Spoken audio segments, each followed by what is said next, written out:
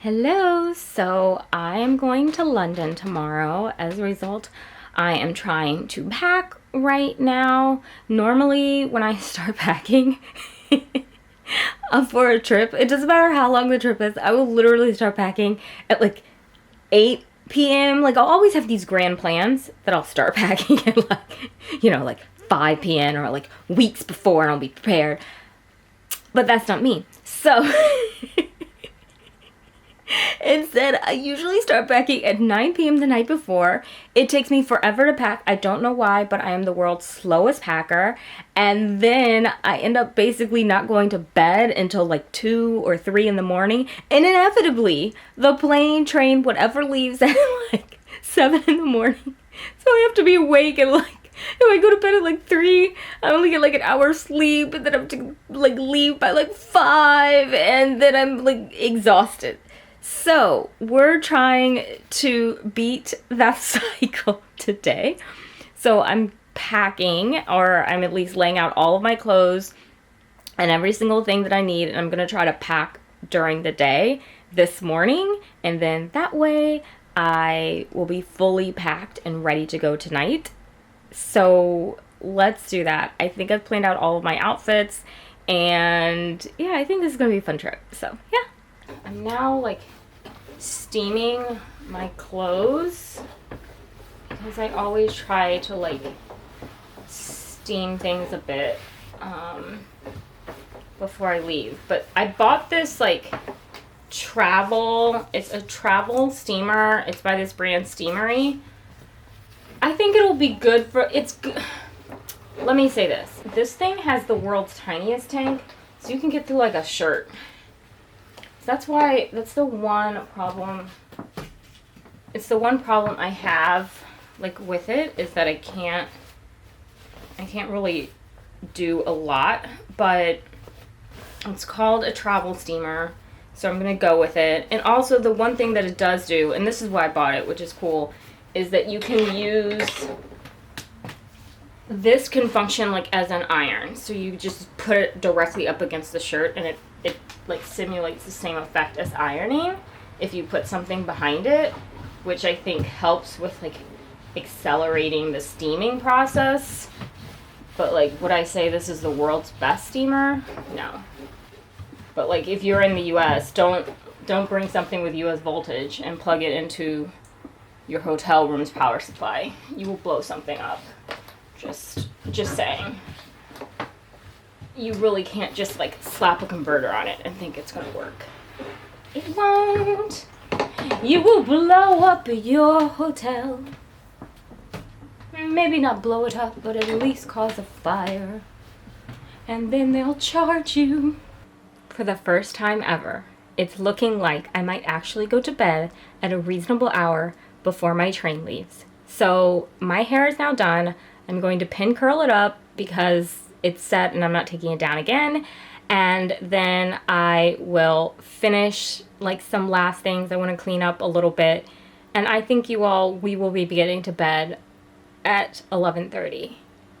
I always take the Eurostar from Paris to London. I just prefer it. It's about 2 hours long, and I think it's a really great and seamless way to get into the city.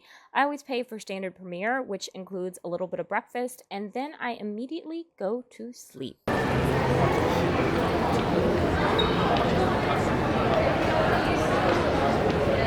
After checking into my hotel, I went and had a delicious British breakfast and then headed over to Fortnum and Mason's and then did a little bit of shopping on Oxford and Regent Street.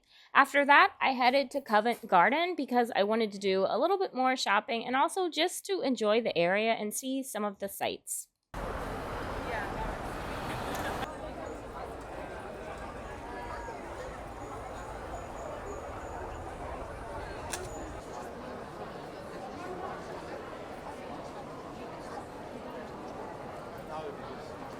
Oh, I just love Space NK in Covent Garden, where two girls decided to steal some perfume.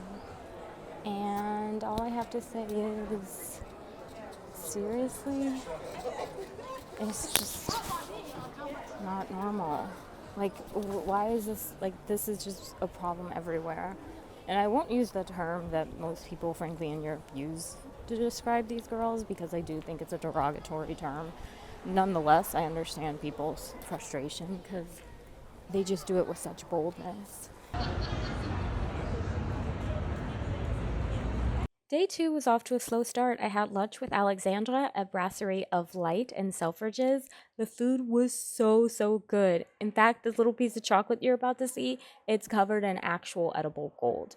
The decor was amazing. This is the bathroom, and our lunch ended up lasting 4 hours, so much time to catch up. And afterwards, I headed straight to Harrods.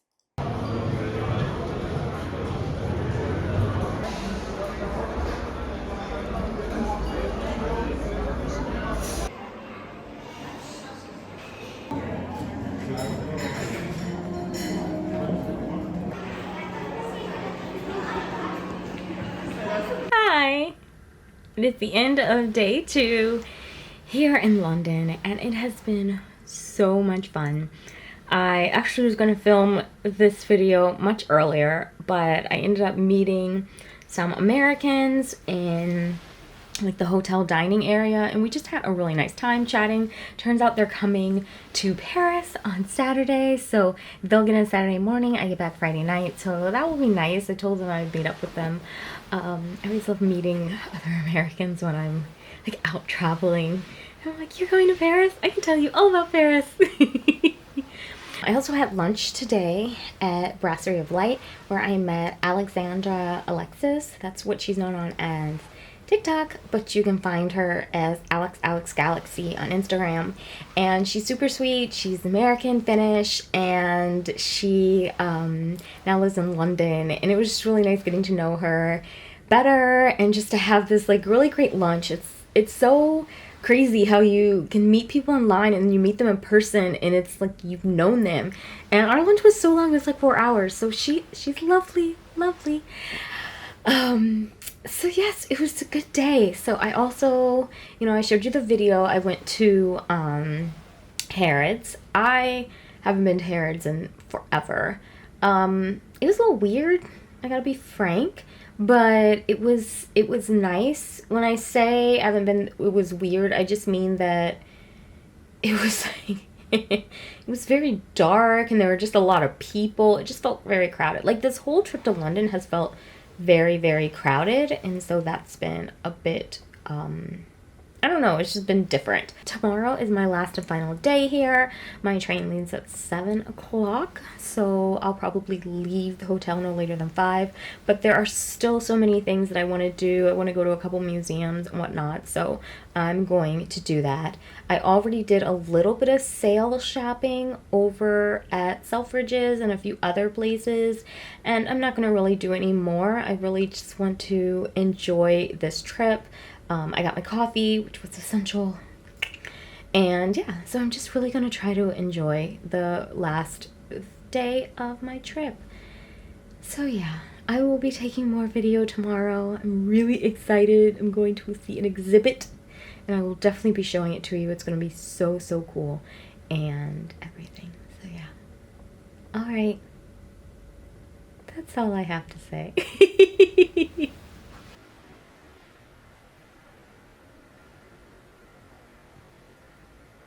So I was up bright and early on day 3 because I really wanted to see the Diva exhibit at the Victoria and Albert Museum. Unfortunately, it was all sold out, so I couldn't see it. Instead, I had to look at kind of their permanent display of fashion through the years outside of the exhibit. I was super bummed, but I'm going to be back in a few months and I will make sure that I am prepared. I have tickets in advance so that I can see it. After that, I decided, well, let me head to Notting Hill and take a walk down Portobello Road.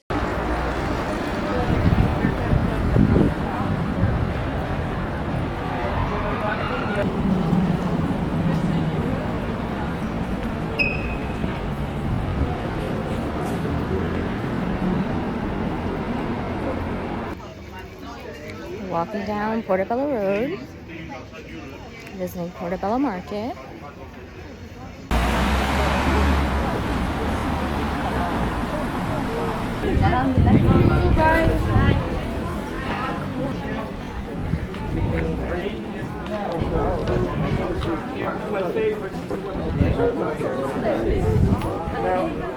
This actually featured a film, and it wasn't the film Nottinghil. Any ideas of the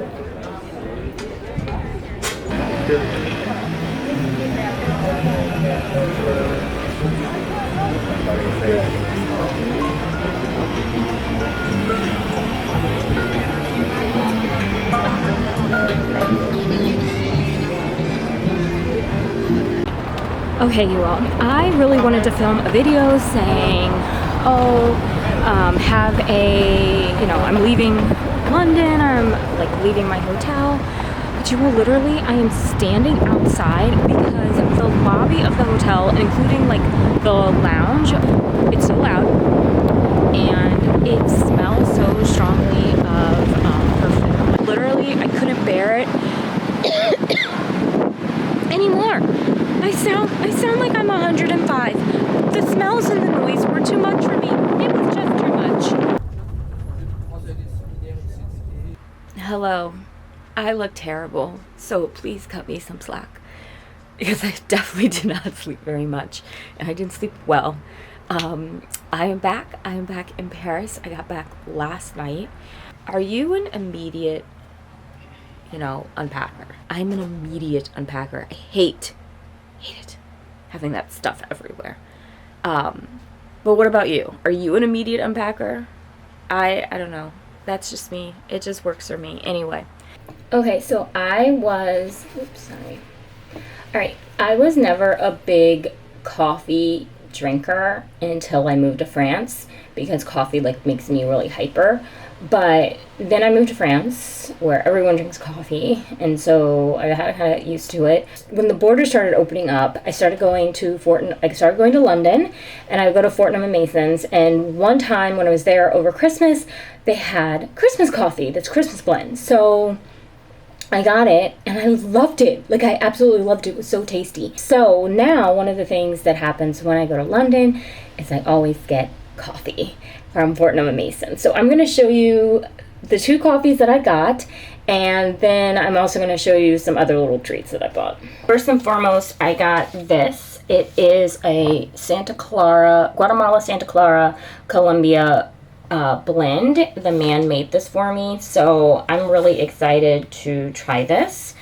I also ended up getting the Queen's, this is how it looks. The Queen's Blend coffee, and it's a dark roast, and it says it's made using Arab, I don't know. But I'm gonna try it, and hopefully it's good. I'm a sweets person, so I got these tea time fancies. And then also when I went to Harrods, I went to the Prada Cafe, as you saw, and so I got this little box of sweets, and I'm gonna share it actually with Juju. There are only 2 in here. They were Cremino chocolate. So I hope it's good. So 2 little stories about my experience on the Eurostar that I want to tell you before I end the video. On that first part of the video where you see me on the train and I look so happy, so immediately after that, I ended up actually deciding to just double check my backpack for my passport. I just was I took it out earlier, so let me just make sure I put it back in. So I'm looking through my backpack and I don't see it. And I was oh, I'm sure it fell into a crevice. Let me keep looking. I start looking, I start taking everything out. As I get further to the bottom, I get more and more frantic because I don't see it. So finally, I just literally dump everything out all over the seat, and my passport is not there. And I start to panic, I freaked. And just at that moment, this man walks up to me and goes, "Madame," and I said, "Mon passport," and he goes, "Yes." It's with my colleague, upstairs. And I was "Thank you so much." I went running to get it. I guess I had dropped it at some point between security and when I got on the train, and there was maybe a 5-minute delay between when I went through security and when I got on the train. So yeah, I was super freaked out, but super grateful that they found it. Whomever found it turned it in. So yeah. that was the adventure for the train going over there. Let's talk about the train ride going back. So after I take that video of the food that you guys see, how cute it was with the tennis ball and everything. So we're in a section of the train that is generally reserved for, like, not reserved, but like it's where the handicapped seats are. So there's a lot more space kind of in this area of the train. And as a result, because there's more space, there are fewer seats, okay? So there were 6 of us sitting in this section of the train car, and one person, the person who was sitting like right across from me, like to my right, is a table for 4 people. And there are 2 girls who are sitting there, and then there's this one French woman sitting across from them who is basically like kind of like right behind, right caddy corner for me. And her friend is sitting directly behind me, and I'm sitting in a row with single seats. And this lady, from the moment I get on the train until the moment that I, like, until like the whole train ride basically, this woman is talking, this French woman is talking, and she's talking really, really loudly. And that is just really unusual because generally the French don't speak very loud, and also like it's Americans who talk really loudly. Sorry guys, it's true. We're super loud. But this woman is talking nonstop, literally without a breath, without a break. It's non-stop. It's just going on and on and on. And so the girls across from her are getting agitated, you can see, because they can't sleep. I'm trying to sleep. I can't sleep. There's this other guy who like manages to put in his headphones and gets the furthest seat away from her, and so he's good. But the thing is, it's really annoying, and this woman isn't stopping, and her friend isn't even responding to her that much. It's really the woman who is speaking, and she hasn't stopped speaking. So finally, the train ride is only about 2 hours and 10 minutes or so, but our train was a little late, so it was maybe like 2 hours and 15, okay? So I finally, at about the hour and 45-minute mark, I move to a seat further away because it's like, I can't sleep, I'm exhausted, and this woman, she hasn't stopped talking, and she's so loud, it's practically like she's talking right in my ear, and I can't tune her out. So at this point, when I moved, the 2 girls who were sitting across from her turned to me and they were like, yeah, she hasn't stopped talking. I was like, yeah, it's ridiculous. Like, she hasn't stopped talking. It's been an hour and 45 minutes. It's so loud. And we're having this conversation, and literally they are sitting directly across from her, and she can't hear our conversation because she is talking so loudly that she can't hear the fact that we are talking about her and the fact she's talking so loudly. And they have tried to give her all the signals of like, please, ma'am, be quiet. I have tried to give her all the signals of please, ma'am, be quiet. She is completely ignoring them, or she's just not sensitive to them. One of the 2. So finally, after I moved in to that seat, maybe 2 minutes in, I just can't take it anymore. And I turned around to her and I said, Madame, I am not trying to be rude, but for the past hour and 45 minutes, you have been talking very, very loudly, and everybody else in the train car is trying to sleep. Could you please talk softer? And she just looked at me and goes, d'accord. So it was really funny. And everyone in the train car was like, thank you so much. Like, thank you so much. And she was just like even more offended because people were thanking me. Because nobody like was going to say it. I was like, I'm clearly going to have to be the one who says this. So that was a very funny cultural moment. So yeah, those are the stories that I just had to tell you. I hope that you have enjoyed the stories, enjoyed the video, and enjoyed getting to see London with me. I'm super bummed that I did not get to see the Diva exhibit, but I will be back in order to see it. One last thing to note, in my next week's vlog, I will be talking about what is happening right now in Paris. I have not been able to kind of get myself fully up to speed on everything that's happening, so that's why I didn't want to talk about it in this vlog, but I will talk about it in next week's vlog so you'll have an understanding of what's happening. Okay, take care, stay safe, and look forward to continuing the discussion in the comments. Peace!